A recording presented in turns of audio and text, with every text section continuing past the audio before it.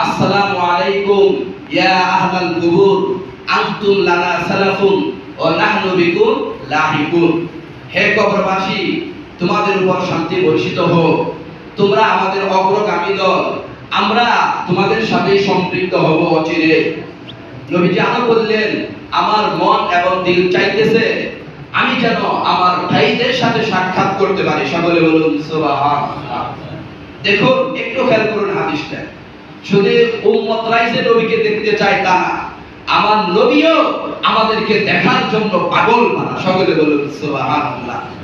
সাহাবায়ে কেরাম বললেন, ইয়া রাসূলুল্লাহ, আপনার ভাই আবার কারা? আমরা সাহাবীরা আপনার সাথে রয়েছি, লক্ষ লক্ষ সাহাবী, আমরাই তো আপনার ভাই বেরাদা। আপনি আবার কাদেরকে ভাই বলতেছেন? কাদের সাথে সাক্ষাৎ করতে চাচ্ছেন?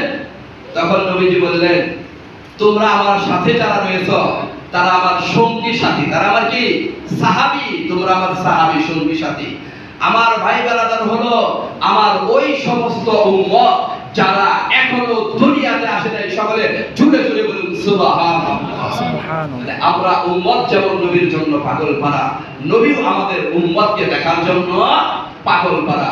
নবী আমাদের কথাই বলে গেছেন যে 1400-1500 বছর পরে কিয়ামত পর্যন্ত যত মুসলমান আসবে, আমার যত উম্মত আসবে, তারা হলো আমার ভাই, তাদেরকে দেখার জন্য আমার মনটা ব্যাকুল হয়ে রয়েছে। সকলে জুড়ে জুড়ে বলুন সুবহানাল্লাহ।